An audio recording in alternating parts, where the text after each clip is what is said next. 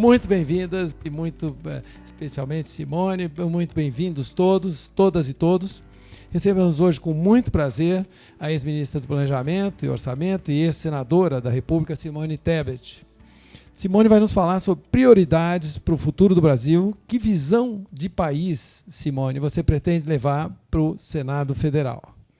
Importante lembrar que o PNBE é o Pensamento Nacional das Bases Empresariais, é uma entidade de empresários cidadãos com 39, acertei, né, Aninha? 39 anos de existência.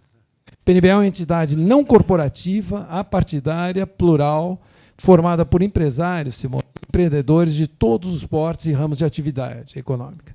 O PNBE busca mobilizar a sociedade e os agentes políticos para construir um país socialmente justo, economicamente forte, inclusivo, ambientalmente sustentável e democraticamente estável e eticamente respeitável.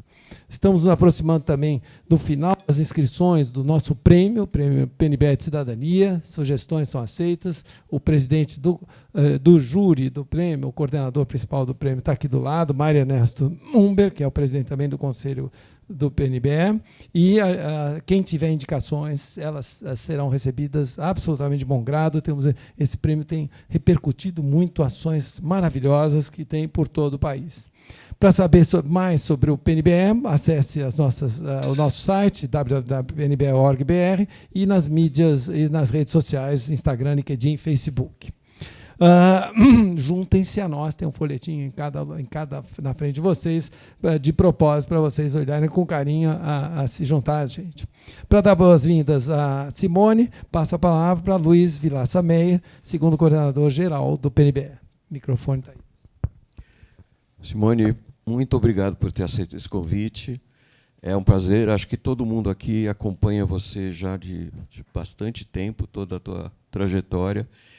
E tem muita sinergia o que a gente enxerga em você com o que o PNBE pensa e o que cada um de nós aqui procura fazer, tanto na vida privada como empreendedor ou nas instituições, que são muitas das quais a gente participa. Então é um prazer enorme ter você aqui. A gente sabe que você dispensa apresentações, mas eu vou ler. Simone Tebet foi ministra do Planejamento e Orçamento. Começou a vida pública há mais de 20 anos como deputada estadual, depois foi eleita prefeita de sua cidade natal, Três Lagoas, por 2 vezes. Foi vice-governadora, secretária de governo de seu estado e senadora da República. Tebet aumentou a sua projeção como uma voz em defesa dos direitos femininos ao se lançar candidata à presidência da República. Saiu das urnas como a terceira mais votada. No segundo turno, apoiou o presidente Lula e participou de sua campanha. Como senadora, foi a primeira mulher a presidir a Comissão de Constituição e Justiça do Senado. Foi também líder do MDB. Líder da bancada feminina, presidente da Comissão Mista de Combate à Violência contra a Mulher e teve atuação de destaque na CPI da pandemia. Simone Tebet é advogada e foi professora universitária de Direito. Ela foi considerada pela BBC uma das mulheres mais influentes e inspiradoras do mundo. Entrou na lista BBC 100 Women 2022, ao lado de outras 2 brasileiras, Alice Pataxó, Erika Hilton, e de personalidades que atuam em defesa do protagonismo e progresso feminino. Simone, mais uma vez, muito obrigado por estar aqui com a gente. A palavra é sua.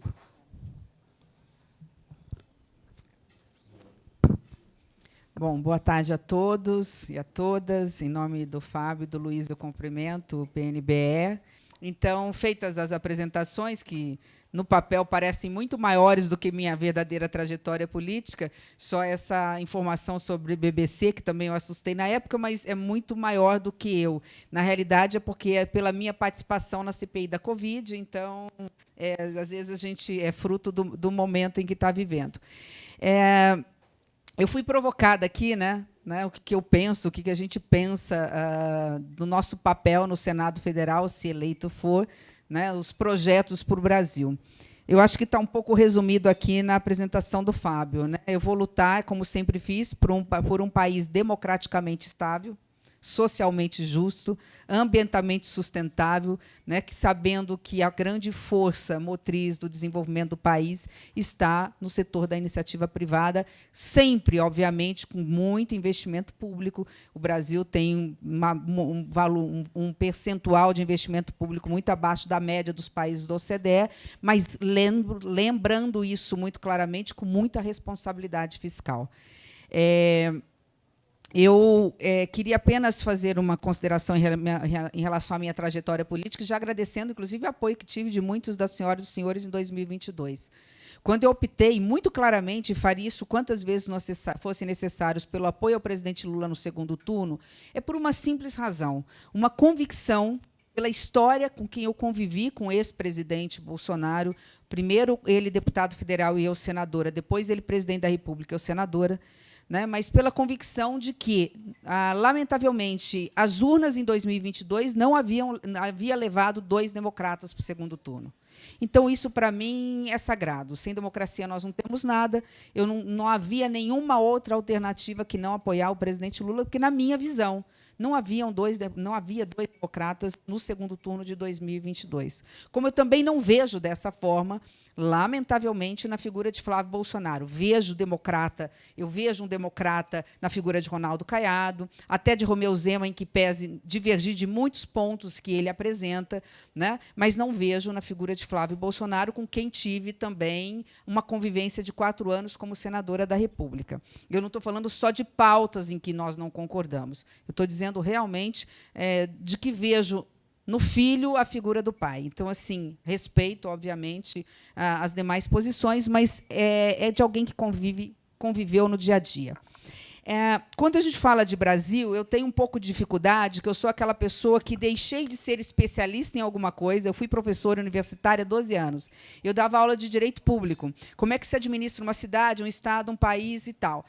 Eu deixei de ser especialista, fiz pós-graduação, fiz mestrado aqui na PUC, em São Paulo, para virar, depois de 25 anos de vida pública, uma generalista. Então, eu vejo o Brasil de uma forma muito horizontal, diferente dos senhores e das senhoras que têm, na atividade, que desempenham uma profundidade, né? Eu falo que eu sou hoje uma piscina rasa, mas uma piscina de 100 metros. Né? E isso, de uma certa forma, é bom, de outra forma, não sei se tanto, mas isso me permite ter uma visão de Brasil. Eu fui candidata a presidente da República, eu andei todas as capitais e todos os estados. Depois, no Ministério do Planejamento e Orçamento, eu foquei muito na parte do planejamento. Eu quero já dizer para as senhoras e para os senhores que essa vai ser uma grande bandeira, da gente ter, pela primeira vez na história do Brasil, uma carta náutica, quase que uma bíblia, que seria a estratégia do Brasil que queremos nos próximos 25 anos, a partir do ano de 2027.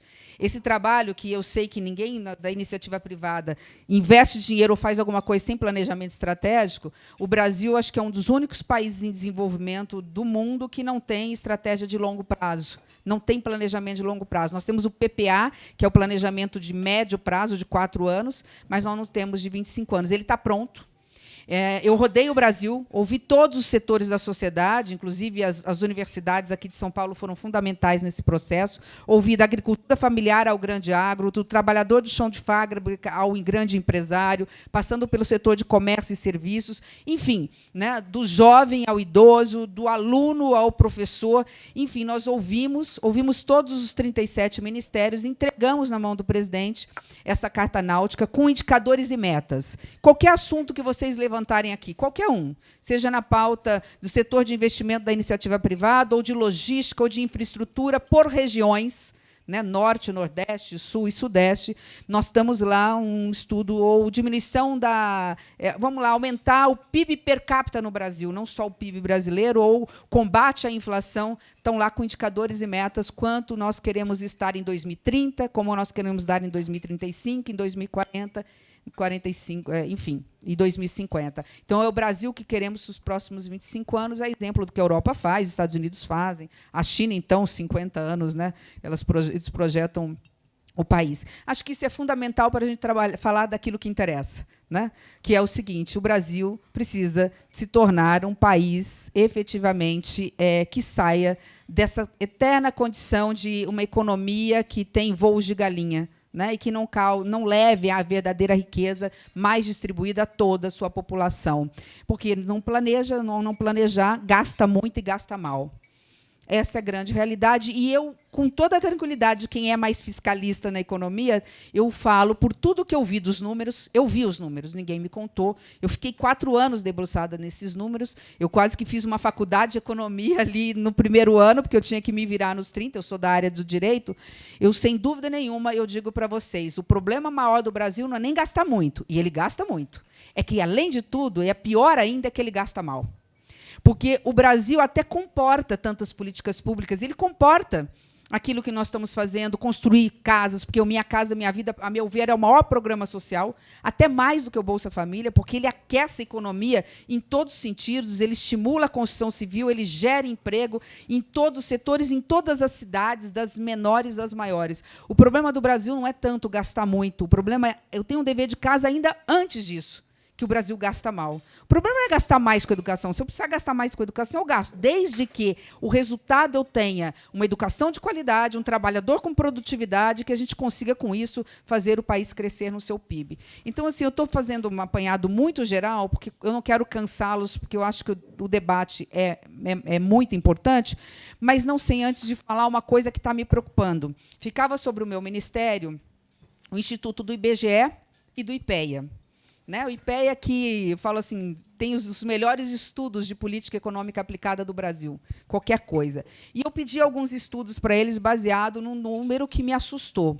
Quando chegou o primeiro estudo de censo que a gente faz ao longo do caminho, e o primeiro censo que nós fizemos, concluímos no primeiro ano, me assustou muito ver o quanto a população brasileira está envelhecida e quanto a gente está chegando a números comparados à Europa de taxa de natalidade.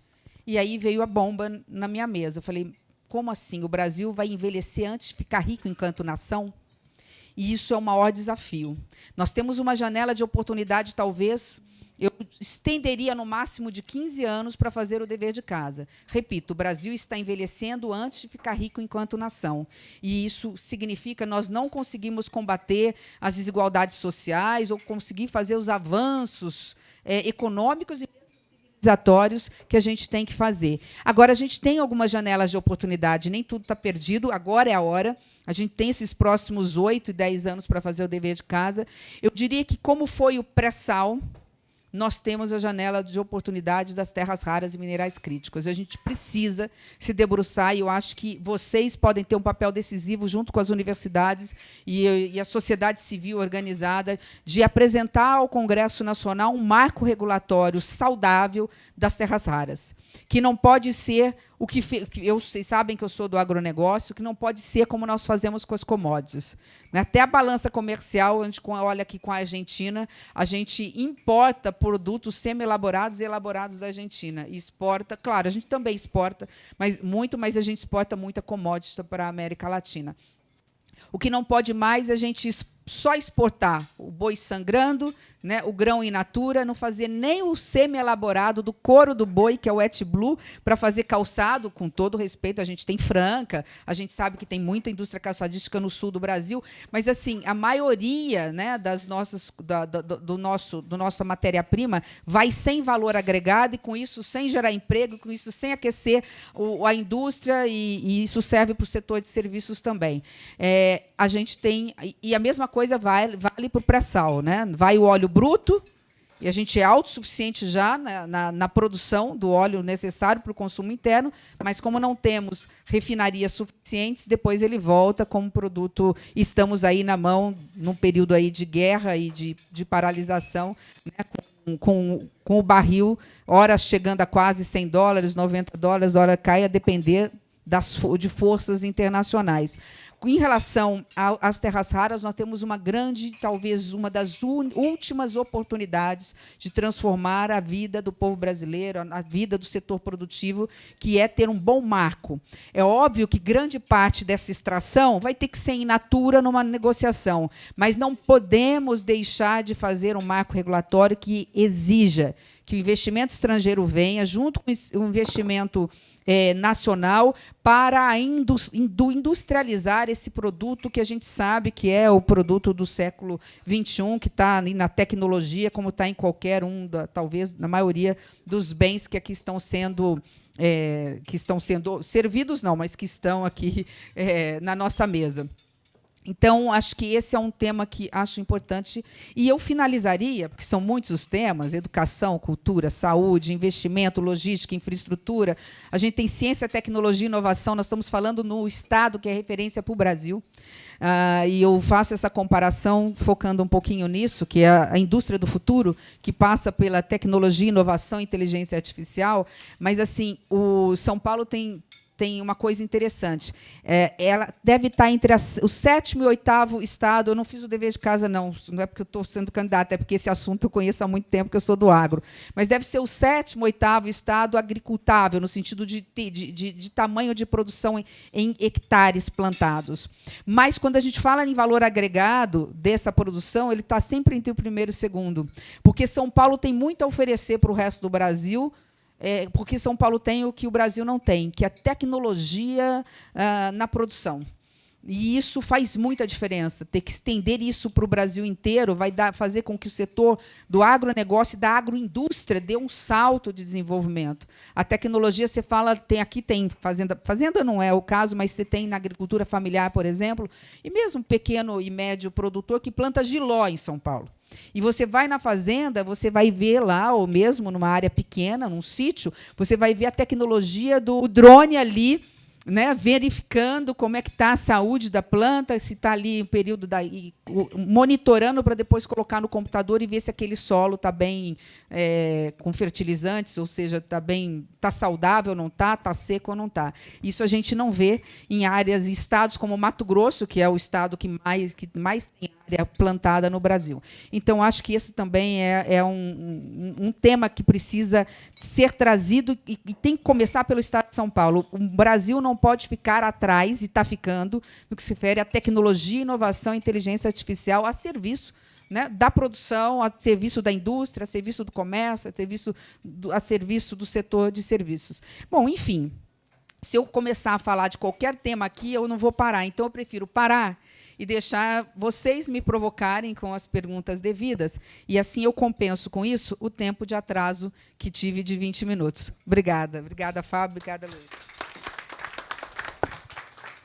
Simone, uma coisa que chama a atenção, quer dizer, assim, tanto a iniciativa privada como as universidades, elas estão sempre disponíveis para serem orquestradas, né, e poder contribuir com esse esforço, né?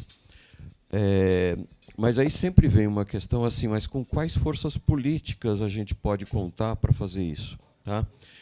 E aí, porque a gente vê dificuldades no Congresso, emendas parlamentares, quer dizer, as instituições democráticas que regem o país, elas estão demandando uma energia entre elas e estão gastando uma energia dentro delas muito louca, né? Então, quais forças políticas a gente pode contar, tanto no federal como nos estados, para poder tocar nessa direção que você tão bem coloca?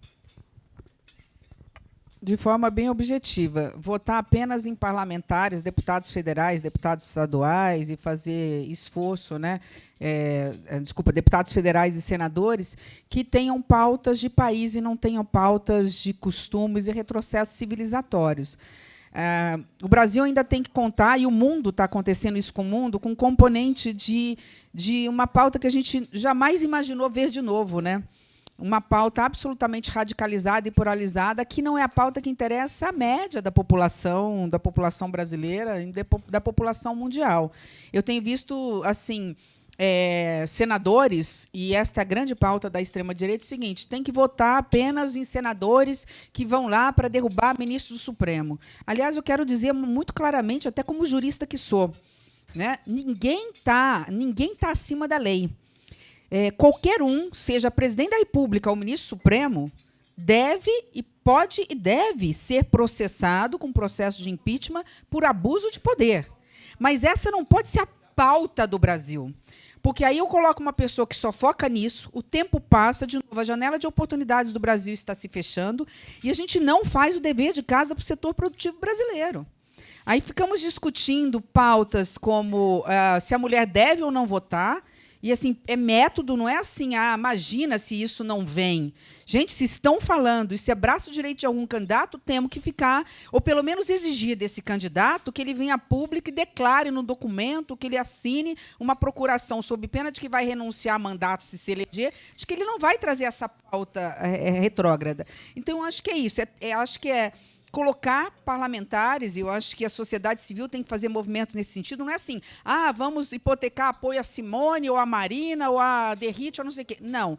É colocar o seguinte, nós temos que exigir dos futuros senadores de São Paulo e deputados federais de São Paulo uma pauta que atenda aos interesses e aquilo que não nos interessa. De novo, se eu tiver um ministro que tem uma denúncia grave de abuso de poder, abre-se a comissão processante de processo de impeachment e nós vamos analisar aquilo.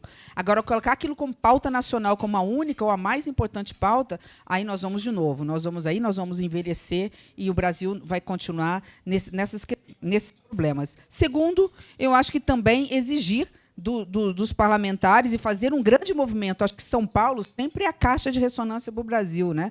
De políticos corretos, éticos, ver a biografia desses políticos. Eu acho que sai da sociedade civil esses movimentos, porque senão, quando a gente chega lá, e vocês chegam lá, vocês não conseguem nem discutir a pauta. Eles não têm nem a capacidade de discutir a pauta que está sendo, principalmente na Câmara Federal, que vocês sabem, né, muitas vezes, o nível dessa pauta. Então, é um pouco isso.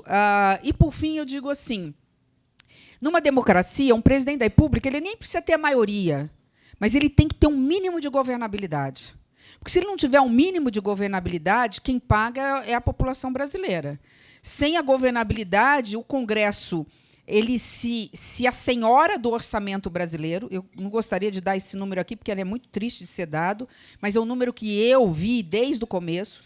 Tudo que sobra de orçamento discricionário, ou seja, livre, porque eu tenho um percentual para a educação, eu tenho que pagar a Previdência, eu tenho que pagar a folha, eu tenho dinheiro para a saúde, está tudo certo, eu não vou discutir isso. Mas o que sobra do orçamento brasileiro, que é trilionário, depois de pagar o serviço da dívida e pagar essas despesas obrigatórias, eu vou arredondar que eu não vi desse ano agora. Tá? Então, não sei como está sendo aprovado esse ano. Posso falar em relação ao ano passado. É algo em torno de 200 bi só. Isso seria a conta só para o Estado de São Paulo, assim, é o que seria. Ou, no máximo, 2 estados da Federação Brasileira, São Paulo e Rio, ou São Paulo e Minas. O que eu tenho são 200 bi. Só que dos 200 bi, todo ano, o Congresso Nacional, porque os governos nunca têm maioria, ele vai lá e vai comendo um pedacinho desse orçamento, falando, isso aqui é meu, isso aqui é meu, isso aqui é meu. E aí o orçamento hoje, você tem 200 bi para fazer obras de infraestrutura, Minha Casa Minha Vida, colocar remédio lá no posto, tirando o percentual mínimo da saúde. E 1/3 dele hoje está na mão do Congresso Nacional, em forma do quê? De emendas parlamentares. Eu não sou contra um pedacinho de emenda, uma coisa muito modesta e tal. Mas quando você fala que 60 bi dos 200 estão na mão do Congresso Nacional, que não tem um planejamento, que não sabe focar, onde você vai falar, e que não tem regras nem transparência, vai para pagar show. 1 milhão para um show de uma cidade onde a gente sabe que uma parte desse dinheiro vai ficando no meio do caminho. Então, eu falo que o show custou 1 milhão, mas, na realidade, ele custou 500 mil. Então, os outros 500 mil vai para o empresário, vai para o secretário, vai para o prefeito, vai para o parlamentar. Não estou dizendo que isso acontece sempre, eu estou dizendo que tem denúncias gravíssimas que estão sendo investigadas sobre isso.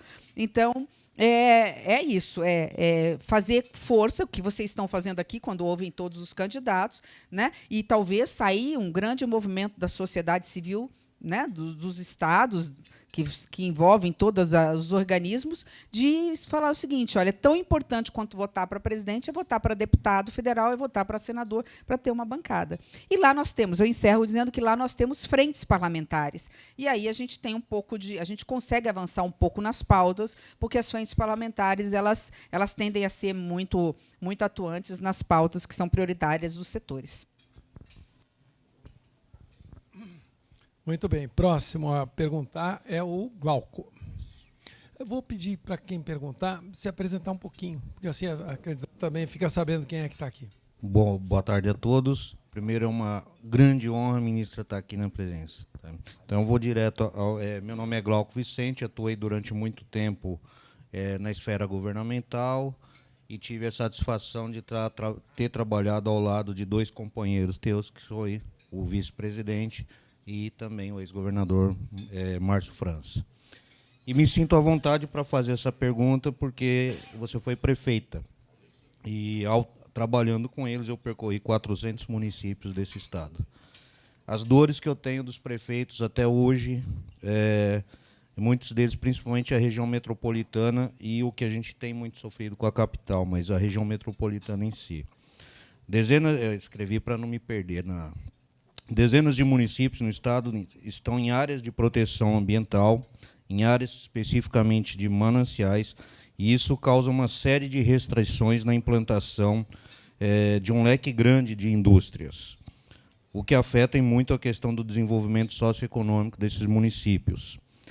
Mantendo o princípio do desenvolvimento sustentável, a proteção dessas áreas, que são, inclusive, e esse é o fator, produtoras de água, e diante de um risco que a gente já vive, da escassez hídrica, e é isso impedindo também empresas de estarem se instalando, gerando emprego e recursos para os municípios, esses municípios sofrem demais. E, na pauta municipalista, nós não temos ninguém que defenda que esses municípios, que são produtores de água ou têm essas restrições, tenham algum tipo de compensação pelo governo federal ou mesmo do estadual de maneira adequada. Não gostaria de ouvir da senhora se teremos essa como uma dessas bandeiras, porque esses municípios precisam até para a gente poder implantar novas empresas, gerar emprego. Obrigada, Glauco. A sua pergunta é importante, que ela me permite falar de algo que está dentro, um pouquinho mais amplo, que está dentro da sua pergunta, que é a justiça ou não da divisão do bolo em que se refere ao FPM, Fundo de Participação dos Municípios. Porque o Fundo de Participação dos Municípios ele pega lá o valor do governo federal, do imposto de renda, estadual, do ICMS, 25% do ICMS vai para os municípios, e faz uma divisão mais ou menos pelo tamanho da população do município. Então, o município de São Paulo recebe muito mais fundo, muito mais FPM do que um município pequenininho lá da fronteira com a minha cidade, que eu sou nascida em Três Lagoas, que é Castilho, por exemplo, ali no noroeste paulista. E aí tem uma primeira lógica. A regra básica tem que ser essa mesmo, porque senão você tem muito mais gente na cidade de São Paulo. Se o prefeito não recebeu dinheiro, também ele não assiste, não consegue prestar os serviços mais básicos para a população. Só que só utilizar basicamente esse índice, esse fator como distribuição, ele causa injustiças, porque a gente tem desigualdades intra-regionais no Estado. Então, não tenho só a desigualdade regional. O Estado de São Paulo é mais desenvolvido e mais rico que o Estado de Mato Grosso. Eu tenho, dentro do Estado de São Paulo, regiões mais ricas e regiões mais pobres. Eu tenho a região de Campinas, a região metropolitana, que é mais rica, tem o melhor PIB. Piracicaba é um dos maiores PIBs do Estado, do Brasil, e eu tenho regiões muito mais pobres. Isso serve também, e aí, portanto, os recortes na pauta ambiental. É justo que estados e é justo que municípios que tenham que preservar áreas por conta dos biomas, aqui, no caso, muito Mata Atlântica. Você pega... em Mato Grosso do Sul, você tem o Pantanal. Ou mesmo em regiões que têm mananciais, ali passa o Rio Tietê, ali passa um braço do Rio Paraná, que é muito comum aqui na região, indo de novo para a região noroeste de São Paulo, fazendo fronteira lá com Mato Grosso do Sul. É justo que esses municípios arguem sozinhos, não poderem produzir ali? E muitas vezes nós estamos falando de municípios e que está falando de 20%, 30% de todo o território municipal. Então, uma das alternativas, que é a redistribuição desse bolo, é a questão de utilizar-se novos critérios para a divisão do FPM. É uma das alternativas. E aí, só para não ser muito longa, há outras questões que podem ser colocadas. É o fundo de participação. Existem 2 fundos. Bom, vamos lá. De toda a carga tributária que a gente tem, todos os impostos que nós pagamos como cidadãos ou como empresários, prestadores de serviços, a gente fala assim, 90% dos serviços públicos é de responsabilidade do município. Só que quase 60% de tudo que se arrecada no Brasil fica na mão da União, mais ou menos isso, né? Um pouco menos que isso, 20 e poucos por cento, quase 30% na mão do Estado. Hoje, os municípios, de tudo que se é arrecadado, o município é algo em torno de 16% a 18% é que fica realmente na mão do município, ou em forma de ISS, que todo mundo conhece, ITR, que passou há um tempo para cá a ser 100% do município, e daí por diante, mas são impostos muito pequenininhos. Então, qual é a forma que a própria Constituição estabeleceu? Então, a União faz uma divisão, e uma parte disso vai, com uma conta muito complicada lá, para a FPE, Fundo de Participação dos Estados. Eles recebem todo mês sagrado, são bilhões, e aí é dividido. São Paulo recebe muito mais, que é muito mais populoso, e assim por diante. A mesma coisa os municípios, só que na conta do FPM entra também a 25% do ICMS do Estado de São Paulo, ele vai para a FPM, que é o Fundo de Participação dos Municípios. É um dinheiro que entra todo dia no caixa. No fundo é o seguinte, a gente paga imposto, vai para cima e depois vem distribuindo, chegando nos estados e municípios. Muitas vezes, na maioria das vezes, é a maior fonte orçamentária do município. Os menores municípios não vivem sem FPM, não vivem sem essa... Por isso que eu estou dando esse exemplo, porque não é pouca coisa, é muito dinheiro. Às vezes é mais do que ISS do município. Não é o caso, por exemplo, de Barueri, que o ISS de Barueri é estratosférico, porque a gente sabe que tem empresas lá, não sei se o iFood ainda está lá, mas, enfim, você tem empresas que preferem, data centers estão indo muito para Barueri. Pode ser que lá, no caso específico de Barueri, o ISS seja muito mais poderoso que o FPM, mas na maioria dos municípios em São Paulo, o FPM costuma ser maior. Então, é possível a gente redesenhar o FPM. E aí passa, para encerrar, passa por um dever de casa que nós temos que fazer. Eu fui prefeita, eu quero ser municipalista, porque eu acho que assim, não tem como resolver o problema do país sem resolver o problema dos municípios. É onde a gente vive, a gente sabe disso. Eu fui prefeita e eu vivenciei muito isso. Há uma reclamação muito grande em relação ao novo censo no Brasil, que a gente precisa atualizar esse censo, porque há uma discussão em relação à questão da população. E eu refiz o censo do Bolsonaro no último ano, e aí eu nem acho que tenha culpa especificamente do governo, mas tem a culpa da narrativa. Porque a gente teve muita dificuldade de entrar nas regiões mais ricas. Aqui o Itaim foi o bairro que mais... Olha que a minha filha mora lá. Mas que eu estou morando, eu fico no Higienópolis com uma filha, no Itaim com a outra filha. Mas, enfim, foi o bairro que a gente teve mais dificuldade de entrar. E no Leblon, no Rio de Janeiro, porque havia uma ideia de que o censo seria para poder estar, enfim, vigiando. É umas coisa que a gente não sabe de onde sai da cabeça, mas que é isso que eu falo, tira o foco principal do Brasil, nessas coisas aí da polarização. Eu, como sou pessoa radicalmente do centro, embora não possa falar que alguém de centro possa ser radical, mas eu sou. Então, assim, e dialogo com muita tranquilidade com a direita e com a esquerda, porque na economia eu tenho um viés mais liberal, mas tenho uma visão mais progressista na pauta de direitos humanos, na pauta de costumes.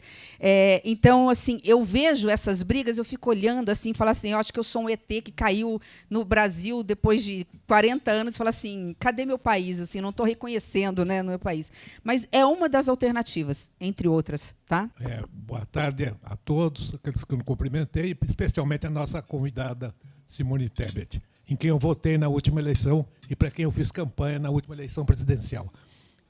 Espero que dessa vez você consiga chegar lá, porque o seu papel é muito importante. Pediram que eu me apresentasse, eu sou, além do PNBE, eu sou consultor de empresas e fui professor muitos anos de química tecnológica e hoje somente sou jornalista. E fui professor de marketing. Então, tem várias atividades. A minha pergunta tem um pouco a ver com o que você mencionou rapidamente na sua palestra, que é a questão do planejamento estratégico. Em 1914, o PNBE apresentou um projeto chamado Projeto Brasil 2014, Projeto 2022, pensando nos 200 anos da independência. E uma das ideias que a gente tinha é que 15 anos depois todo mundo no Brasil, que estava lá naquele texto, todo mundo no Brasil nascido naquela época tivesse pelo menos 15 anos de educação formal. Nós entregamos o nosso projeto Brasil 2022 ao então secretário do Ministério de Planejamento Estratégico, que já não existe mais. Na época era o coronel Mercadante, pai do Aloysio Mercadante, e ele botou numa gaveta e nunca mais se ouviu falar nisso. Então, eu vejo com muita alegria a sua proposta de pensar a longo prazo, porque problemas com educação, saúde, etc., dependem do longo prazo. E no Brasil se tem pensado na próxima eleição só. Então, essa é uma das perguntas que eu queria fazer para você, é se você acha que o Senado tem condição de elaborar um planejamento de longo prazo e restabelecer o Ministério do Planejamento Estratégico. Nós temos alguns especialistas aqui em estratégia, meu amigo Ricardo Amoroso, que vive disso, e eu acho que é uma coisa muito importante que o Senado se envolva no planejamento estratégico. Essa é a minha pergunta. Obrigado, Mário. Perfeito, que dialoga um pouco com a pergunta que foi feita aqui, né? Quando eu terminei, eu fiz o PPA participativo no primeiro ano, eu fui em todas as capitais, ouvindo nas plenárias, e é muito bonito de ver, em plena polarização, tinha o presidente dos sindicatos, trabalhadores, sei lá, de alguma dos setores, e estava o empresário representando a indústria patronal e fazendo o diálogo muito saudável, né? Estava lá membros da agricultura familiar e o setor do grande agro. A gente fez plenárias muito boas. E essa experiência, e aí o PPA foi aprovado, né, que é o planejamento de médio prazo dos 4 anos, me deu a ideia de falar, eu vou fazer a mesma coisa, só que agora com muita mais responsabilidade, por isso que envolvi as academias, envolvi as universidades, envolvi vários setores produtivos, procuramos a Fiesp, entre outros setores, para fazer o planejamento estratégico de 25 anos. E, claro, é um planejamento que levou 2 anos. Se o PPA levou 1, imagina o planejamento estratégico. Quando eu fui levar para o presidente Lula, eu falei, presidente, o senhor tem 2 alternativas. Isso aqui foi feito com toda a sociedade, foi validado por todos os ministérios. Então, tanto eu tive que colocar na mesa o Ministério da Agricultura e Pecuária junto com o Ministério do Meio Ambiente, então, só para falar dessa polarização. Então, foi assim, né? E deu tudo certo. A gente foi ajustando algumas coisas e deu tudo certo. Eu entreguei para ele ficou impressionado com aquilo. E eu falei assim, o senhor tem 2 alternativas. O senhor tem a alternativa de assinar um decreto presidencial, que o senhor pode. Isso aí vai dar uma visibilidade. Só que aí é o seguinte, qualquer presidente que assumir com uma canetada, ele engaveta, então vai ser uma coisa frágil, vai ficar fragilizado, seu Mário. Ou o senhor tem condições, era início do ano, passar... nós estamos em 2026, né? Não, então foi em janeiro desse ano. Foi desse ano. Porque em 2023 eu fiz o PPA e 24 e 25 a gente elaborou a estratégia. Então foi agora, né? Início do ano. Falei, o senhor manda um projeto de lei para o Congresso Nacional. Só que com este Congresso Nacional, eu tenho a impressão que isso tudo vai ficar de lado e vão enfiar uma série de retrocessos na pauta de costumes, vão querer discutir aborto, vão querer discutir armamento, vão querer discutir... que eu não estou aqui para dizer o que está certo e o que está errado nessas pautas, mas vai ser a pauta de costumes e que nem está no PPA. O PPA não é disso, a estratégia não é disso, né? Mas vão querer. Aí a pauta, a Frente Parlamentar do Agro, e olha que eu fiz parte da Frente Parlamentar do Agro, mas dessa turma agora vai querer puxar só para a questão de produção e a sustentabilidade, a questão da água, que é dos mananciais, e assim por diante. Aí ele falou assim, bom, então vamos aguardar, eu acho que ele quis dizer, vamos aguardar a próxima eleição. O projeto está lá, seu Mário. Então, assim, a pergunta é possível? De novo, vai depender do Congresso que nós vamos eleger, que, de novo, não é por ser de direita ou de esquerda, porque isso sempre existiu.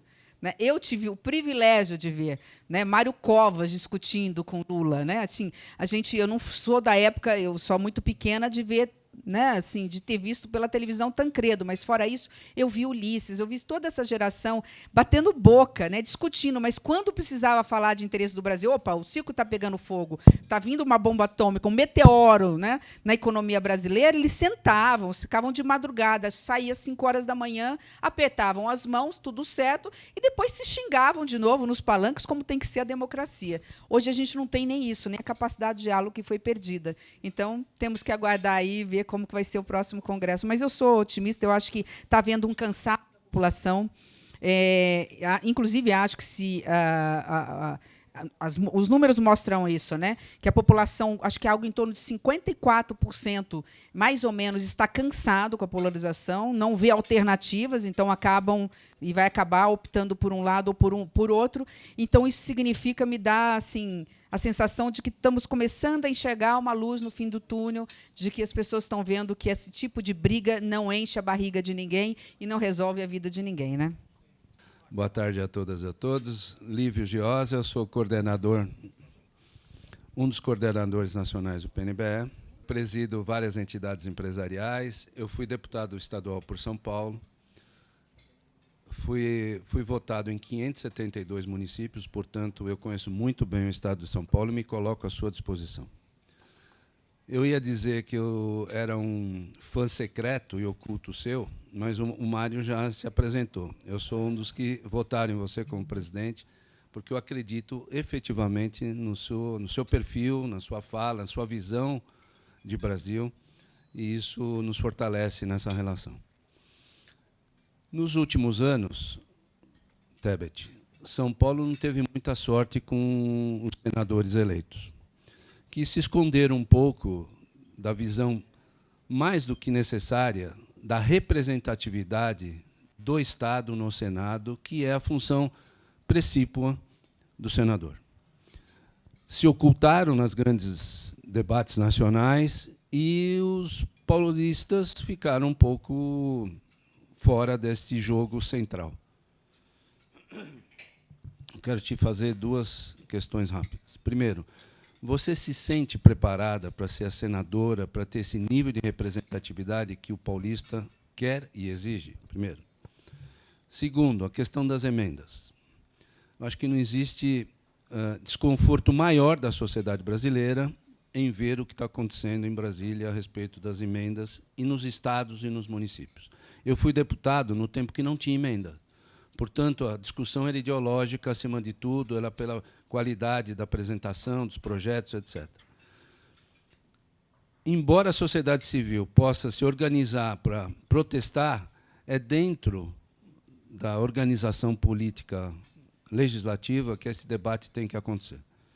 Eu te pergunto, é possível, na sua visão, já como senadora, colocar essa temática para que dois absurdos se minimizem no Estado brasileiro? Primeiro, a questão das emendas. Segundo, a falta absoluta de transparência dos partidos. Tanto dinheiro envolvido os partidos e não tem uma auditoria, um balanço, uma apresentação de contas desse dinheirão que vai para os partidos, seja fundo eleitoral, seja fundo partidário. Queria só entender um pouco sua posição. Muito bom. Essa acho que é a pergunta mais fácil de responder, porque eu não preciso falar o que eu vou fazer, mas o que eu fiz. Eu fui candidata à presidência do Senado, a primeira mulher em 200 anos candidata à presidência do Senado, por uma razão só, no período pós-pandemia. Eu queria denunciar o orçamento secreto. E eu me apresentei como candidata que iria não acabar, porque se você fala em acabar, você vai ficar 200 anos e não vai acabar com emendas. A emenda, se ela for muito pequenininha, muito modesta, ela acaba chegando lá no município muito pequenininho. Eu estou falando assim, não dos 150 milhões que o parlamentar tem hoje. Ele tem 10 milhões, ele consegue colocar para atender coisas, um tablet, por exemplo, numa escola rural. Esse não é o problema. Ele vai dar, no valor total, vai dar lá 10 bilhões e não 60 bilhões.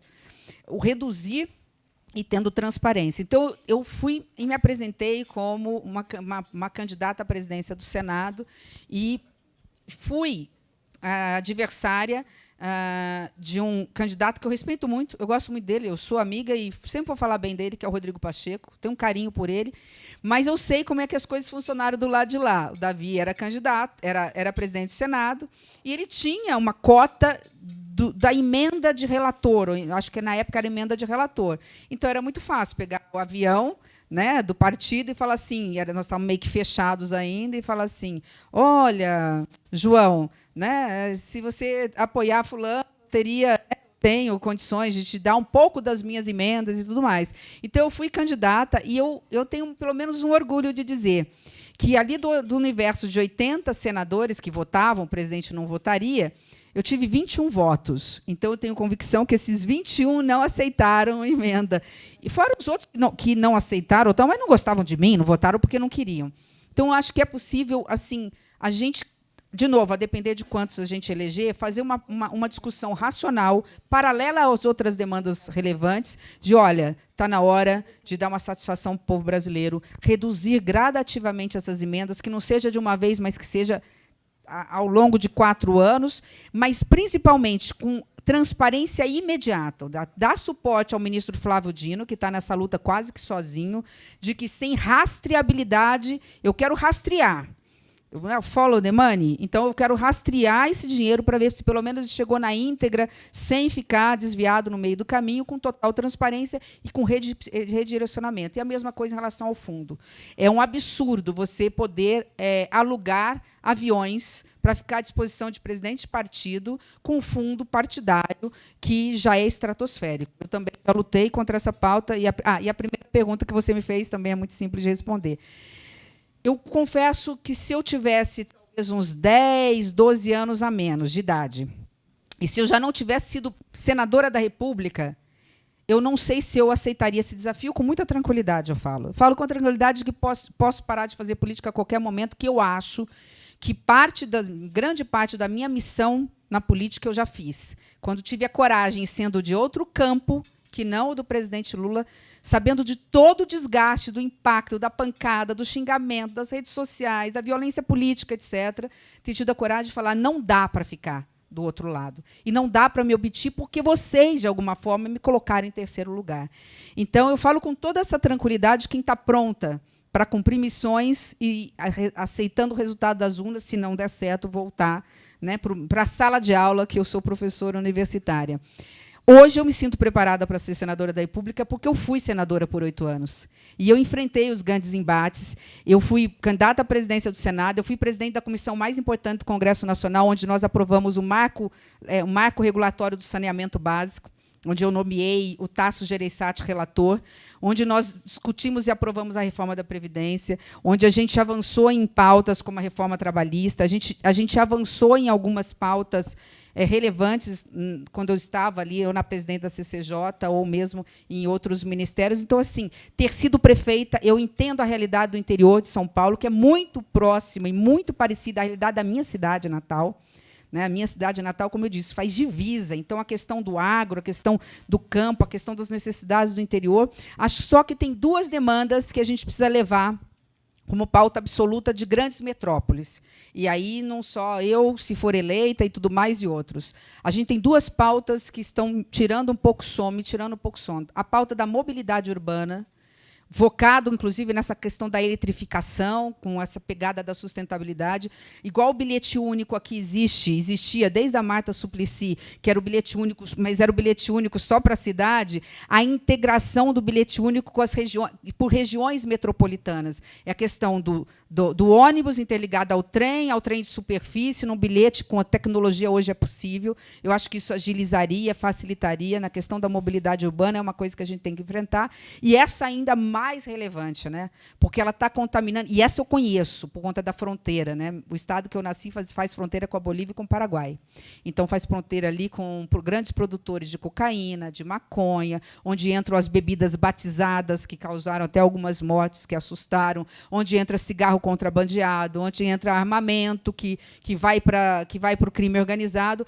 A gente tem que enfrentar, tem que entender o que foi essa PEC do Lewandowski, que era muito boa e que, lamentavelmente, os governadores não entenderam e acharam que era tirar poder, quando a gente não vai tirar poder nenhum da Polícia Militar e dos governadores, mas ter uma grande concertação, sem a coordenação do presidente da República, seja ele quem for, a gente não combate o crime organizado, PCC e CV, no Brasil. Não está só aqui, estão nas cidades médias e pequenas, assim, deixando um rastro de violência, contaminando as instituições, chegou no comando militar, chegou no Congresso Nacional, e essa é uma pauta que está tirando o sono. Assim, os números são assustadores de roubos diminuíram, é verdade, os homicídios, porque, na realidade, eles querem se financiar. Eles se financiam com roubo de celular, com roubo de carro, para financiar o crime. Desculpa, a pergunta foi muito ampla, eu precisava só colocar, mas eu acho que essas duas pautas não são pautas regionalizadas, são pautas de grandes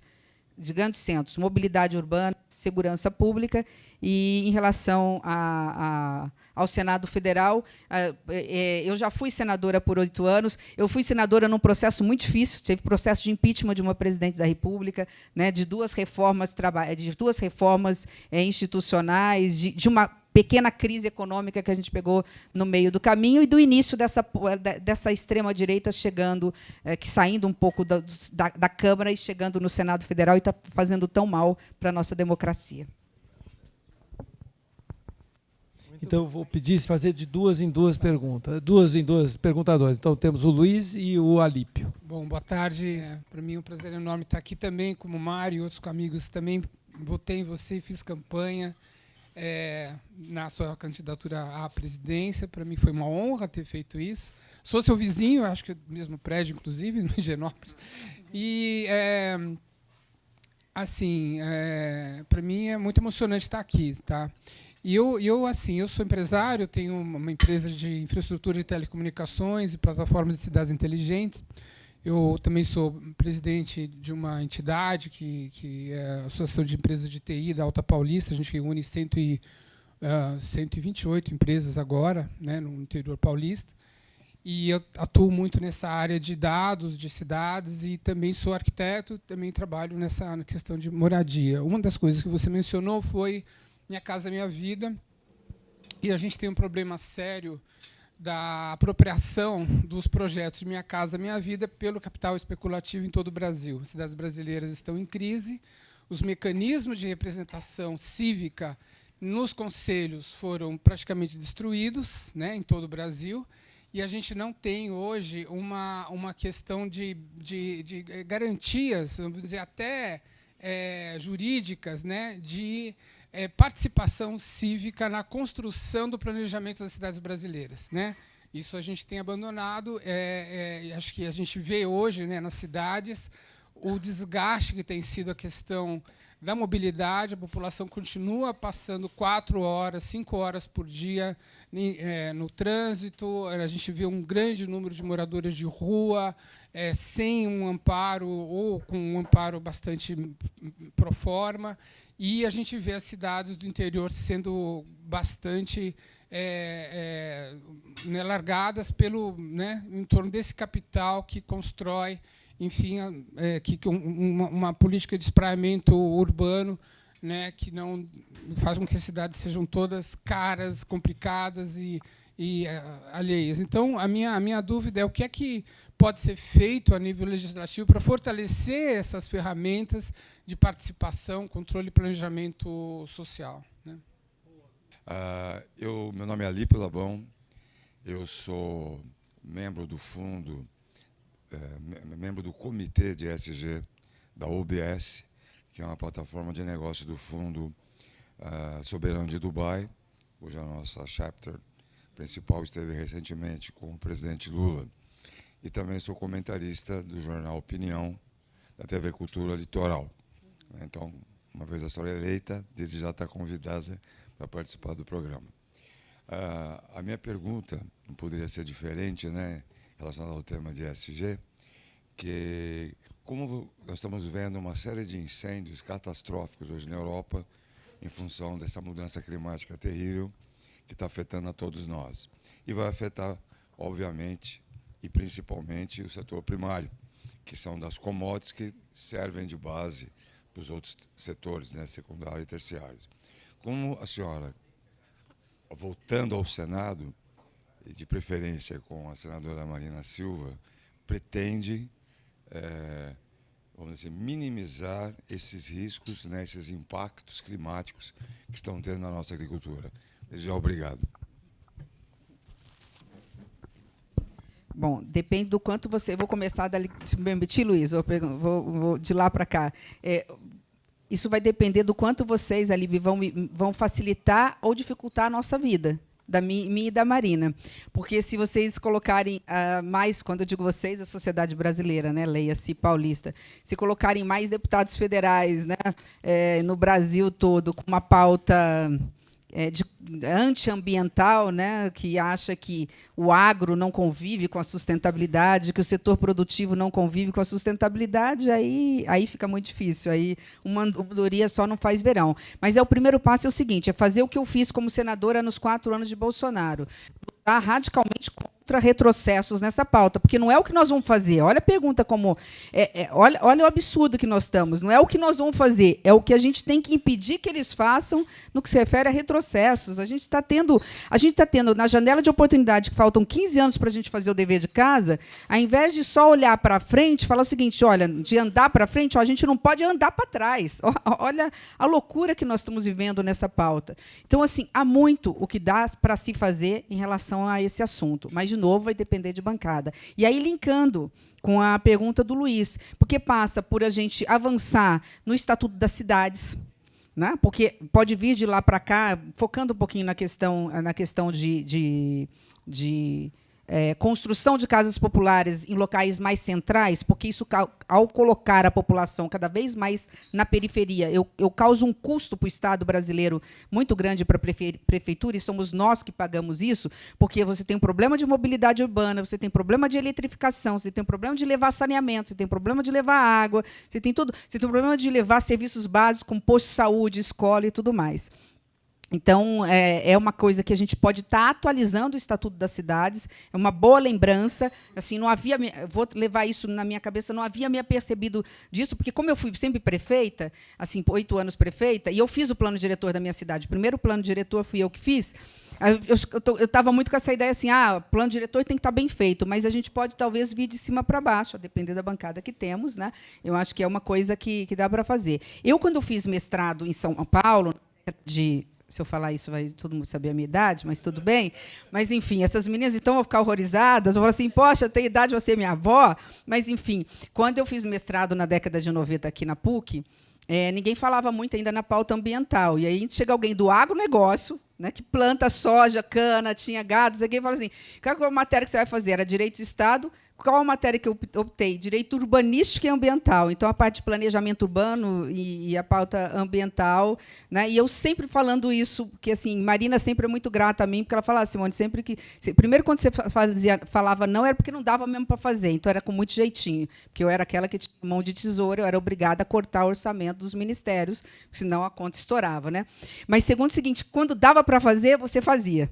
Então, eu acho que é isso. Acho que eu e Marina somos uma chapa, eu gosto muito de falar disso também, porque é uma chapa que mostra como os diferentes podem conviver, né, e como podem se complementar. Ela até tem uma frase muito interessante. Ela fala, Simone, ela que fala, palavras dela, né? Ela falou assim, uma mulher preta, uma mulher branca, uma mulher evangélica, uma mulher católica, uma mulher ambientalista, uma mulher do agro do bem. Só que ela fala do agro do bem. Né? E ela fala, uma mulher periférica, que nasceu na floresta, com todas as dificuldades, uma mulher que nasceu com uma situação um pouco mais privilegiada. E a gente está ali numa mesma chapa, lutando pelo mesmo país, mostrando que é possível. Quem é aqui do setor empresarial sabe, não vive sem o capital não vive sem o trabalho depende do capital. Então, eu acho que é um pouco isso. Assim. Mas eu sou uma otimista. Eu acho que a gente vai, lamentavelmente, ainda que pela dor. Não sei se nós já passamos do ponto de não retorno, aí eu já não sei mais na pauta ambiental, mas eu acho que a questão da água é uma causa que até a Frente Parlamentar do Agro tem muito claro. Se a gente não tiver água, a gente não produz. As chuvas, o clima. E tem janelas, dependendo da cultura, se é soja ou se é milho, o milho menos, mas se a cana ou se a soja menos que a cana, eu tenho uma janela ali climática para chover. Não adianta chover demais, chover na hora errada. Então, isso tudo tem preocupado muito o agro. E a gente sempre fazia uma diferença, né, dos biomas que precisam ser preservados, da floresta amazônica que não pode ser tocada mesmo. Aí sim a gente tem que compensar municípios que vão preservar, né, com regiões que podem produzir com toda a sustentabilidade. Enfim, eu sou sempre uma otimista, porque eu conheço o Brasil, sei o quanto ele é rico. Né? Só depende aí de nós fazermos as escolhas certas.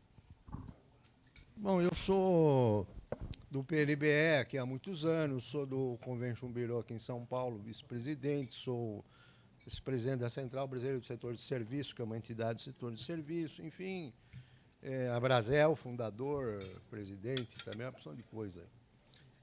Mas, fundamentalmente, eu acho que nós temos que montar a linguagem, porque não está mais um embate entre direita e esquerda e não se pode cair nessa armadilha. Na verdade, pela civilização, pró-civilizatório, a continuidade do projeto civilizatório e regressão, né, barbárie. Porque ser contra a vacina, ser contra, enfim, a favor de bestas, essas coisas precisam ser meio retrógrado demais. Ou retroagir ou continuar avançando. Né? Ou mudar ou não mudar. Eu sempre lembro, quando eu escuto com mulher, falar: você tem sorte de que aqueles que lutaram por mudar lá no passado ganharam. Né? Muita mulher morreu na Revolução Francesa para discutir o direito de voto da mulher, mas mudou. O negro também, tem que falar isso. Olha, você tem sorte porque lá quem é a favor, contra a escravidão, ganhou. Por isso que você pode estar aqui discutindo. Enfim, lembrar as pessoas que é um processo civilizatório, que nós temos desde o iluminismo, né, que eu acho que é fundamental ele continuar e não regredir, né, à base da lei do mais forte, enfim, de como era antigamente. Mas o que eu queria fazer era uma pergunta desse tipo. Eu acho que essa questão do... A senhora levantou com muita propriedade essa questão do STF. Eu acho um horror as pessoas deixar o Flávio Dino sozinho, né, lutando contra os demais juízes por causa do penduricalho, lutando contra 80, 90 dessas senadores e deputados que já foram pegos com a mão na massa, né?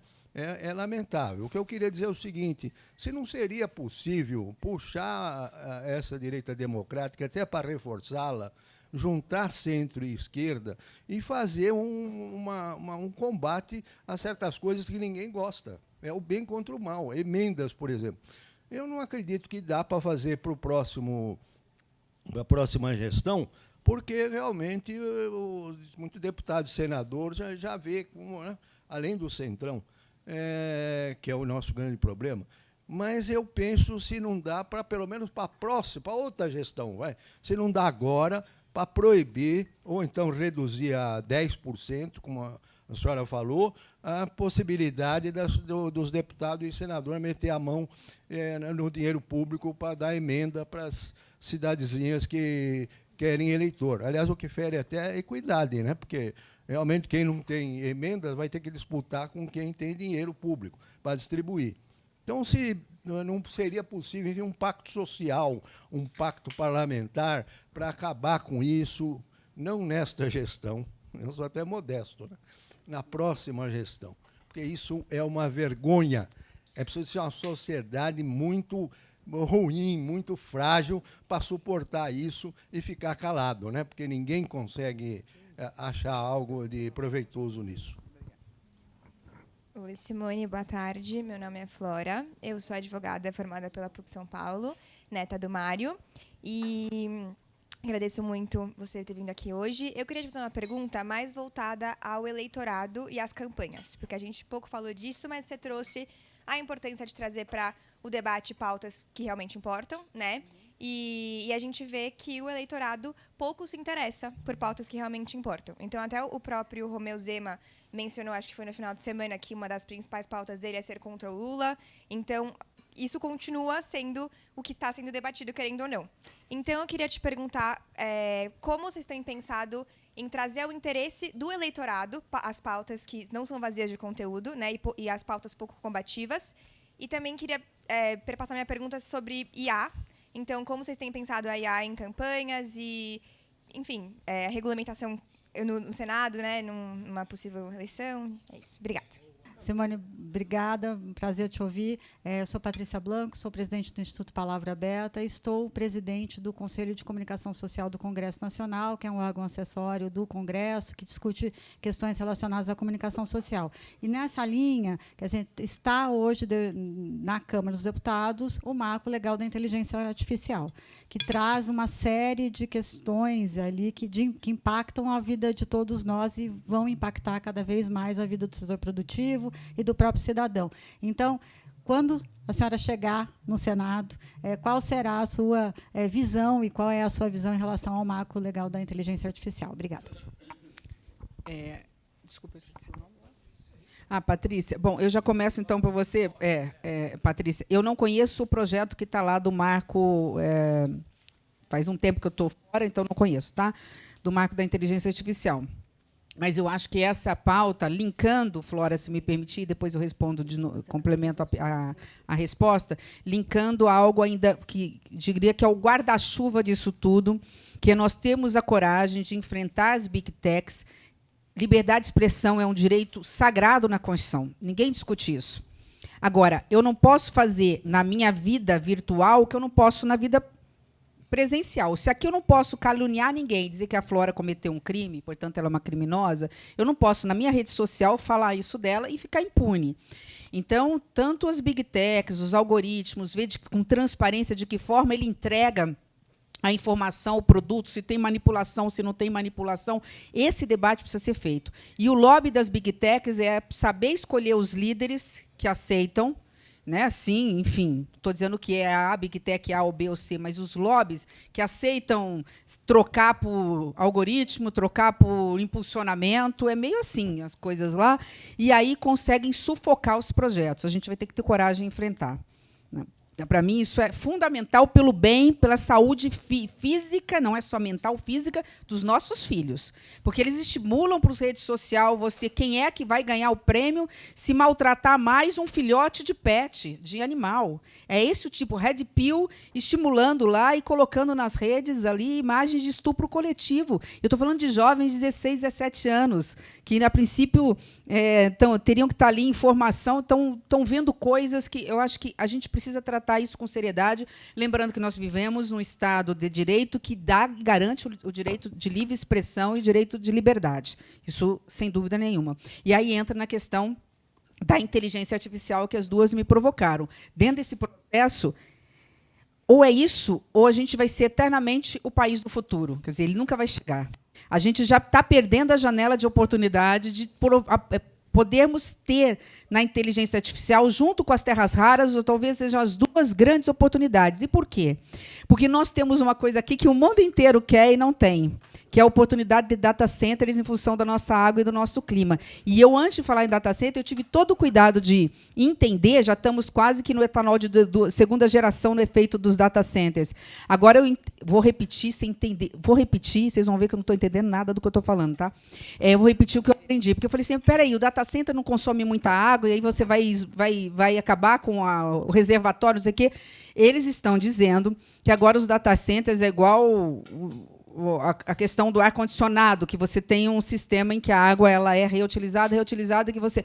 Se é assim, passou da hora de nós regularizarmos a questão do data center. É uma grande janela de oportunidade, principalmente no Sudeste e no estado de São Paulo. A gente exporta todos os nossos dados para um outro país, inclusive hoje é nos Estados Unidos, e eles ficam com as informações lá e ainda não pagam nada para a gente. Quer dizer, eles têm as informações de 210 milhões de consumidores que somos nós, utilizando dessas informações de alguma forma, que eu não duvido que não estão utilizando, sendo que aqui a gente eles poderiam estar pagando impostos, poderiam estar gerando emprego, a gente está com isso aqui, então é a pauta do futuro. Mas, de novo, Flora, nós vamos ter uma bancada que se preocupe com isso, ou se preocupe em colocar mais arma na mão do cidadão? E olha que eu votei a favor, por exemplo, da possibilidade de armas dentro das propriedades rurais, porque as mulheres ficavam sempre muito sozinhas, eram vítimas de estupro, a delegacia mais próxima ficava a não sei quantos quilômetros. Eu não sou radical, não é isso. Mas, assim, eu estou colocando essas pautas para mostrar, assim,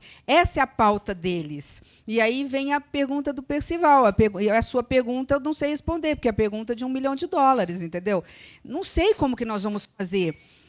Ao mesmo tempo, aquela coisa do assoviar e chupacana, que nós vamos ter que olhar para frente com inteligência artificial, discutindo terras raras, data center, a questão de mobilidade urbana, de como integrar mais as pessoas às cidades e tudo mais, tendo que ficar segurando ali e não deixar o retrocesso, as pautas de retrocesso. E aí eu encerro, porque a pergunta dele me permitiu falar disso. Nós estamos chegando a um ponto que a extrema-direita conseguiu nos empurrar para um outro lado e ela está sufocando e acabando com a direita democrática. Olha o que virou o PSDB. Eu conheço o PSDB de São Paulo, porque a vida inteira eu apoiei Serra, Alckmin, enfim, candidatos à presidência da República, candidatos a governadores, e a gente, eles iam até lá, porque tem muito paulista no meu estado, enfim. E, de repente, assim, o PSDB hoje quantos municípios são governados pelo PSDB? Acho que 6 ou 7 de 645 municípios, acho que, não sei se tem 10 prefeituras, que era a direita democrática, aquela liberal, mas social-democrata, segundo o Fernando Henrique se intitulava, né? Então, assim, esse processo de reconstrução, eu concordo, eu acho que 2030, quando acabar a polarização, talvez as figuras podem, a depender de novo do processo agora desse ano, né? E a família Bolsonaro, eu falo com todas as letras, porque se eu faço política hoje, eu faço para combater tudo o que eles representam, ao meu ver. De novo, vocês podem até ter outros candidatos aí à direita, mas Flávio Bolsonaro não representa a direita, não a direita, inclusive que eu apoiei. Não consigo visualizar isso, né? E aí eu termino com um grande ponto de interrogação, porque, de novo, caiu na questão, né, de emendas parlamentares, de corrupção, pedulicários, que a gente não mencionou. Né? Em que momento nós passamos a relativizar a verdade, a relativizar a honestidade, a ética? Quer dizer, em que momento nós passamos a ter 2 pesos e 2 medidas? Porque, assim, se um não pode cometer corrupção e tal, por que o outro pode? Eu não consigo entender, assim, como é que ele já não desidratou, como é que ele eleitoralmente não desidratou. Porque, assim, não é um caso, porque às vezes, em uma denúncia, fala, bom, eu sou advogada, não tem contraditório, ampla defesa, eu não vou acreditar por enquanto, é um caso. Mas começa assim, e não é de agora, com denúncias, com o Ministério Público e tudo mais. Rachadinha de 20 anos de história, comprando com dinheiro vivo 36 imóveis de salas comerciais no Rio de Janeiro. Sem ter lastro, não tinha propriedade antes, não sei o quê. Depois, envolvimento com a milícia, homenageando o miliciano e não sei o quê, e falando que vai combater o crime organizado. Aí, eu não estou fazendo propaganda de nenhum candidato a presidente, pelo amor de Deus, mas eu quero mostrar o seguinte, a minha indignação, fala em família e não faz pela família, quer dizer, fala da violência contra a mulher, fala que mulher não deveria nem votar, ou estimula com frases lá de que se mulher feia não merece ser estuprada. Então, assim, aí recebe joias de 15 milhões e fala, não, pode porque foi um bem personalíssimo. Um bem personalíssimo pode até ser uma caneta de marca, até aí tudo bem, custou $100, assim. Mas uma joia que custa 15 milhões de um sheik, que não é possível que não vai ter não queira algum retorno em relação a isso. Ou a pessoa aceitar dizendo que gosta adora comer pão com mortadela, querendo mostrar uma humildade. Então, assim, eu fico pensando, né, em que momento nós relativizamos, em que momento nós falamos assim, porque é meu amigo pode, porque é meu adversário não pode. Para mim, o que é certo, o que é errado. Às vezes a gente está errada, tem que ter coragem de falar assim, eu errei, não era por aqui, eu vou reformular as minhas ideias. Né? Ninguém é perfeito, mas se a gente não voltar com esses princípios, com esses valores, sem nenhuma moralismo ou falso moralismo, colocando isso como bandeira absoluta, não é isso. Mas a gente tem que ter um mínimo de racionalidade que está faltando na política brasileira. Então, é por isso que eu aqui agradeço imensamente. Tinha mais alguma pergunta? Então, se puderem ser bem objetivos, eu não vou, ainda mais sendo uma mulher, não vou deixar de responder de jeito nenhum. Tá bom, perfeito. Bom, Simone, boa tarde. Eu sou a Camila, sou doutoranda na FEA USP. Hoje eu estudo a contaminação das águas por mercúrio e também o aumento da criminalidade na região da Amazônia. Melhorou. Por meio de um grupo de bioeconomia, em que a gente vem se dedicando a essa temática. E aí, não poderia deixar de direcionar você uma pergunta nessa linha. Você comentou um pouco sobre o aumento da criminalidade, as ações que precisam ser realizadas. Então, eu queria ouvir um pouco de você, como você vê essa questão do aumento da criminalidade da Amazônia, do fomento da bioeconomia, já que é uma decisão do país de investir, a gente está desenvolvendo essa questão, mas, ao mesmo tempo, o combate ao crime organizado ele se mostra com algumas falhas, algumas bem grandes, por sinal, né, que têm utilizado o nosso país como um instrumento para o escoamento de drogas, para a própria fabricação e fazendo instrumento ali das nossas florestas, das nossas riquezas, até por meio da exploração ilegal do ouro, né, da mineração, que tem permitido a evasão ali de diversas divisas. Então, queria que você contasse um pouco como você vê essa questão, né, da gente realmente trabalhar conjuntamente nos ministérios, fomentar o desenvolvimento da economia local, preservar a questão social, ambiental e olhar para o combate dessa criminalidade. Obrigada. Bom, eu fui acumulando uma série de perguntas. Eu sou jornalista. Meu nome é Wilson Moerdal e eu tenho uma editora especializada em publicações de tecnologia. Mas a pergunta de tecnologia que eu ia fazer já foi feita, que é a do marco legal da inteligência artificial. Então, eu queria fazer uma sugestão e, ao mesmo tempo, uma pergunta. A sugestão, você já deixou claro a sua posição a respeito das emendas. Eu acho que as emendas, além de empobrecerem muito o debate político, empobrecem e aviltam a própria política, ao sequestrar o orçamento que deveria ser do Executivo para o Legislativo e para fins espúrios. Eu queria sugerir, e saber se você topa isso, que você coloque como plataforma de campanha, não só, você já se dispôs a trabalhar no Senado, mas eu acho que é um tema de campanha que tem uma repercussão importante no eleitorado, porque existe uma indignação generalizada. Eu sei, porque toda vez que eu faço um comentário a respeito disso, a repercussão é muito grande. Eu sou comentarista do Jornal da Cultura, da TV Cultura, e toda vez que eu comento isso, a repercussão é enorme, porque realmente há uma indignação popular. Então, essa é uma questão. Se você se dispõe a colocar como item de campanha sua para o Senado o fim das emendas radical, ou, no mínimo, uma redução, como você sugeriu, com uma exigência de rastreabilidade das emendas. E a outra questão é o seguinte: existem duas reformas que são fundamentais para que o chamado marco civilizatório, ao que o Percival se referiu, seja efetivado. A reforma política e a reforma administrativa. Eu queria saber o que você acha da proposição de uma constituinte específica para a reforma política. Meu nome é Evandro de Lima, eu sou diretor de Relações Governamentais da Federação dos Lojistas do Estado de São Paulo. Falou-se muito da questão política nacional, não falamos da política aqui, além de ser o cargo. Por que não votar em Tarcísio e por que votar em Fernando Haddad? Essa é a minha pergunta. Então, vamos lá. Camila, né? Camila, o grande problema do crime organizado é não ter uma coordenação nacional. Então, essa PEC, ainda que foi formulada, ela é fundamental, eu vou lutar por ela. O crime organizado ele está saindo dos grandes centros, onde você tem uma concentração muito grande de forças policiais, e indo para lugares de fronteira, porque ele precisa estar perto da Colômbia, ele precisa estar perto da Bolívia, ele precisa estar perto do Paraguai, e também ele precisa fazer dinheiro. Por isso que ele está na Amazônia, que ele vai minerar lá, ele vai fazer grilhagem, ele vai extrair o ouro e tudo mais, e ali ele consegue fazer. No Nordeste também já está começando a ter muito perigoso.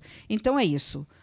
Por isso que eu falei que as duas grandes bandeiras é a mobilidade urbana, pensando nos grandes centros, e o tema da segurança pública como algo como segurança nacional.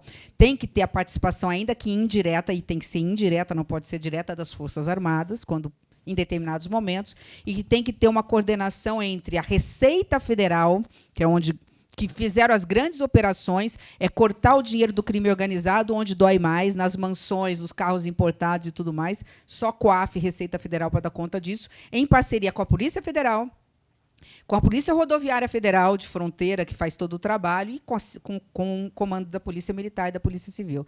E o que serve aqui serve para o Brasil, mas dentro dessa... Então, tudo que eu disse aqui serve para lá.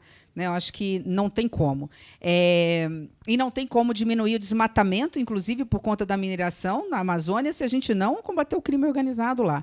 Eu só encerro essa colocação, uma provocação, porque assim, existiu, na época de Fernando Henrique, talvez os mais velhos como eu vão se lembrar de um programa chamado CIVAM.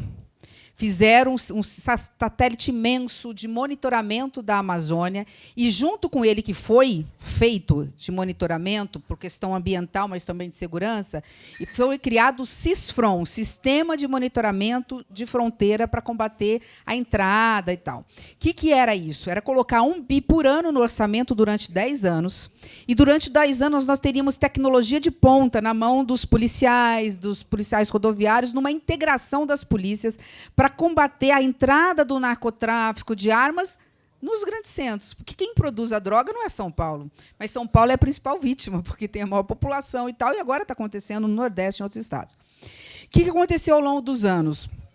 ao longo dos anos, depois de 2 anos, esse dinheiro foi desidratado no orçamento. Então, o projeto que teria que ficar pronto em 10 anos está totalmente sucateado. Você tem um comando só, ou 2, totalmente sucateado, e já se vão 30 anos e ainda não conseguimos colocar os 10 bi, que está totalmente desatualizado, daquilo que teria sido colocado há 10 anos atrás.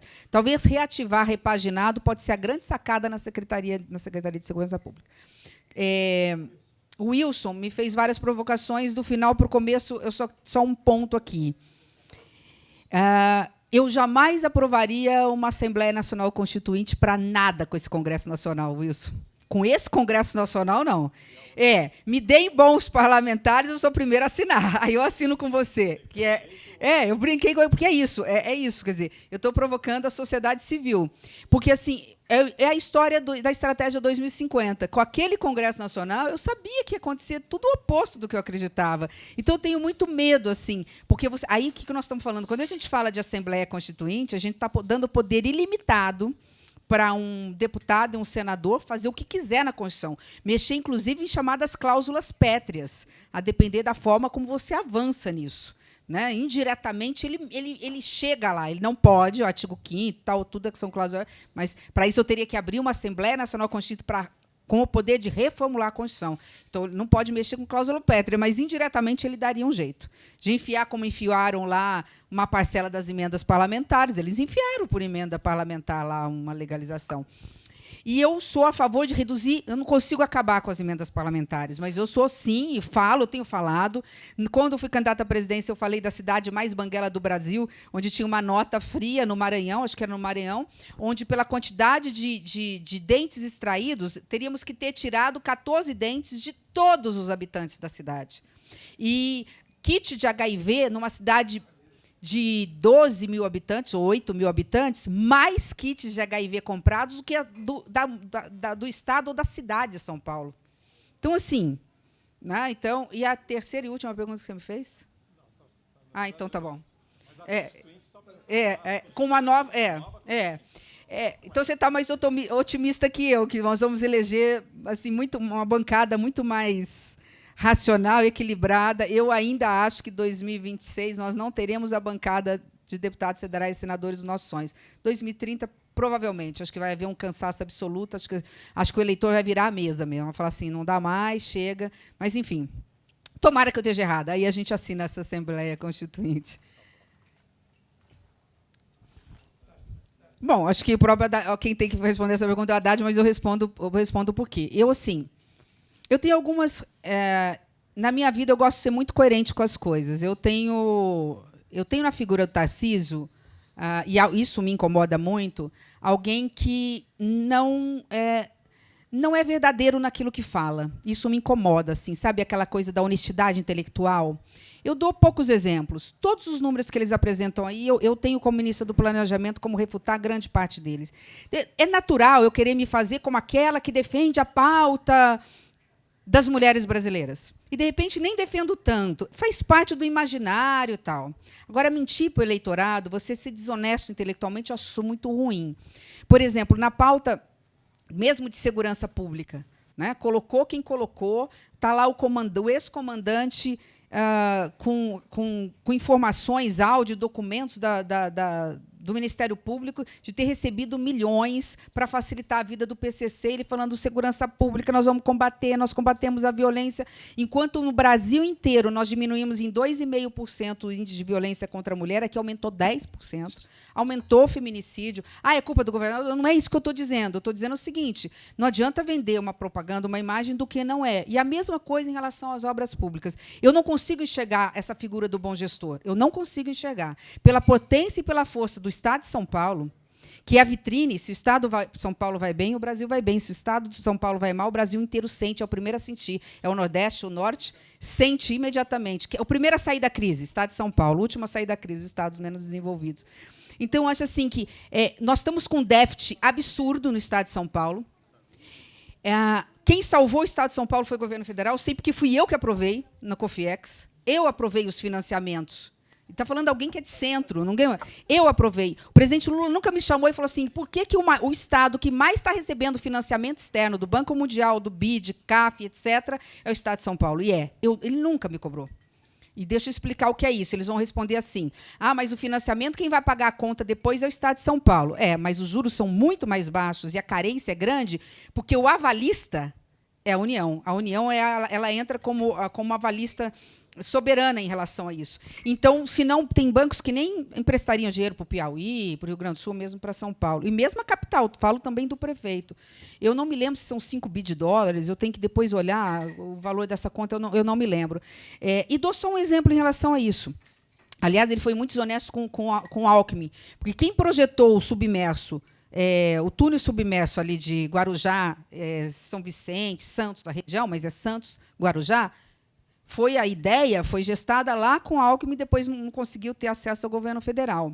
Mas metade desse dinheiro está saindo do governo federal. E posta um vídeo dizendo assim: é preciso ter vontade política. Eu vi esse vídeo, me incomodou demais a conta. Assim. Então, eu acho que é isso. Assim, eu não consigo ver essa boa gestão. Tem muita denúncia começando a surgir, acho que não vai pipocar, porque também há uma perspectiva dele ser o candidato em 2030. Então, assim, não estou discutindo, não o comparo, muito de longe, gente, não comparo o Tarcísio a esse povo, acho que é muito distinto, mas a convivência, eu jamais estaria conivente com essa turma, com essa família toda, né? Não comparo, eu acho que dá para fazer uma grande divisão entre Tarcísio e família Bolsonaro, mas, enfim, né, vai apoiar Flávio Bolsonaro, tomara que não apoie tanto, né? Espero que seja só para inglês ver, mas enfim, né? E eu convivi muito com a Haddad, assim, podem cada um ter suas restrições, equívocos, todos nós temos, mas assim, o que foi feito no Ministério da Educação, né? Mesmo na Fazenda, com todas as dificuldades, podia ter apertado mais, a gente sabe, mas a gente pegou, e aí eu acho que é a última pergunta, né? Então eu posso encerrar, eu posso falar de números, dois números só que me incomodaram muito. Quando eu estava senadora, e nós tivemos que aprovar uma PEC, que muitos chamaram de PEC da gastança, porque a gente teve que recolocar no orçamento dinheiro que o último ano do Bolsonaro tinha deixado o orçamento vazio. Um deles era o Minha Casa Minha Vida. Acho que, se não me engano, tinha 60 milhões. Milhões só, tá? Milhões. Eu não sei quantas casas a gente constrói com 60 milhões. Mas, enfim, farmácia popular estava praticamente zerada, só que a política pública estava ali, eu era obrigada a colocar. Então, todo mundo joga para nós uma conta que não é nossa. No ano de 2023, nós tivemos que abrir por mais que abrimos demais. O Congresso poderia ter cortado uns 40 bi. Mas a gente teve que aprovar 160 bi a mais, na verdade eram 120, para cobrir rubricas que estavam, ações que estavam abertas sem orçamento. Então, a gente já começou de partida com o orçamento fictício de 2022, porque o Paulo Guedes precisava dizer que ele não tinha déficit. Mas nós entramos com déficit, com zerado o dinheiro da cultura, zerado o dinheiro quase do Minha Casa Minha Vida, do Farmácia Popular, ciência, tecnologia, então, inovação, não tinha recurso. Então, assim, independente de qualquer coisa, de novo, essa transparência de dados. Acho que a gente podia, como fiscalista que sou, ter sido mais rigorosa, perdi algumas batalhas, ganhei outra na equipe econômica, mas era o que a gente tinha de reconstruir pontes. Agora, 2027 vai ser um ano que a gente vai ter que rediscutir a questão fiscal no Brasil.